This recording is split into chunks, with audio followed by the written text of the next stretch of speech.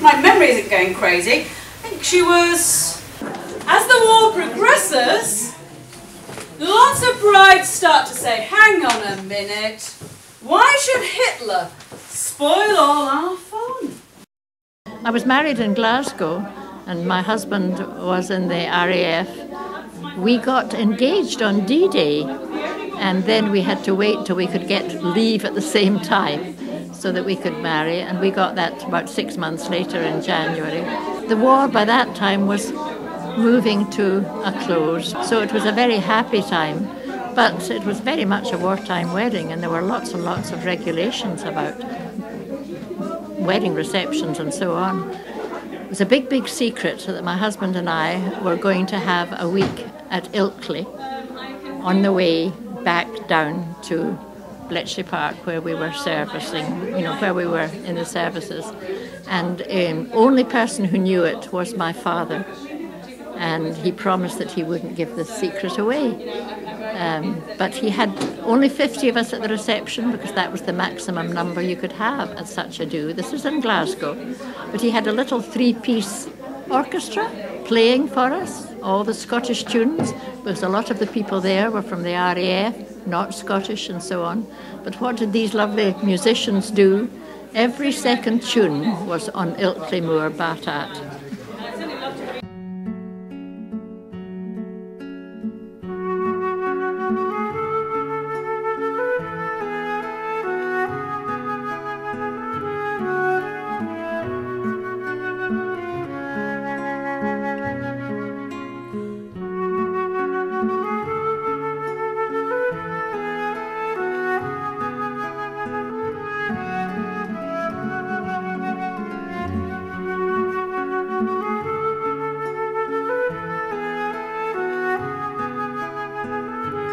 Years ago this day, I was in front of Buckingham Palace celebrating on VE Day with my husband.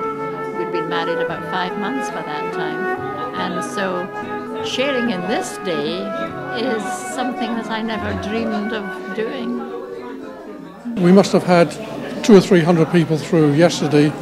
We've nearly sold out our tickets for the wartime bride event.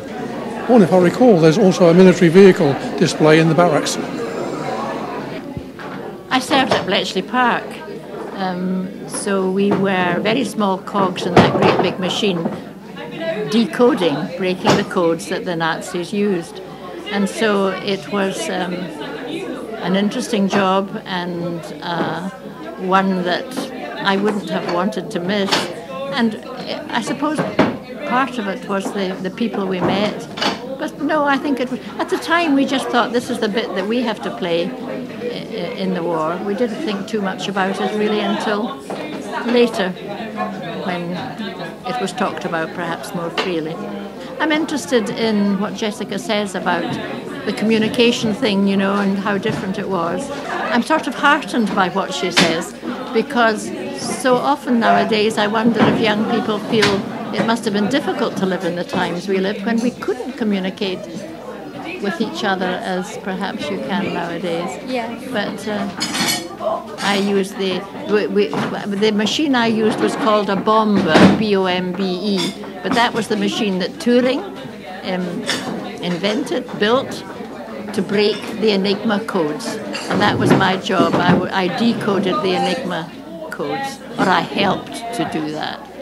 But and I did that at Bletchley Park. That's where I met my husband. He was in the Air Force, so that was instead of working with the sailors as I thought I would in the Wrens, I worked with the RAF. To nip to the municipal gardens and nick whatever greenery they've got. Or you might have carnations, something simple, or whatever's in flower. She also was joined in this by Eleanor Roosevelt, the American president's wife. Frankly, I think Eleanor should have been the president. But this style to me suggests 1930s pattern. So it might be older lace that's been made up into this wedding dress from 1942. And it's so glamorous, isn't it? Compared with the austerity of the war years. And it's still that very simple design with the gathers and the waistband here.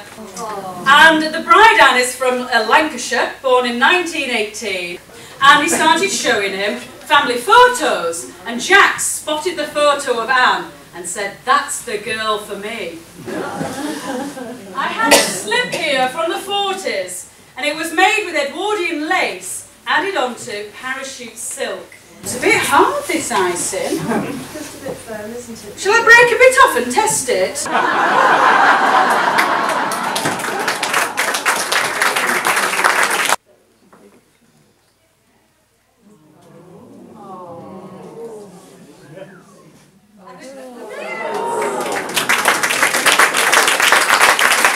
But the headdress is original, and it's in that very typical sunray style, inspired by Princess Marina's wedding in the 30s.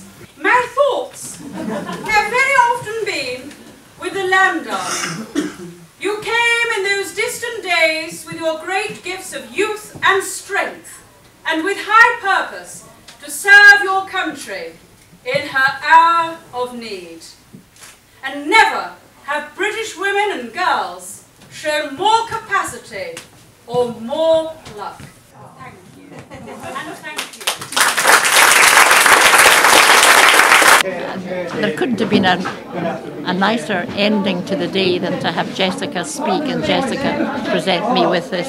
It's very, very similar to my little bouquet I had when I was married. So Jessica, thank you so very, very much. You know I appreciate it, don't you?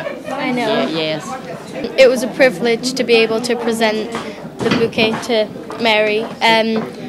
I was fascinated by everything that I've learnt about her and her wedding, and it was just wonderful to be able to be given this opportunity.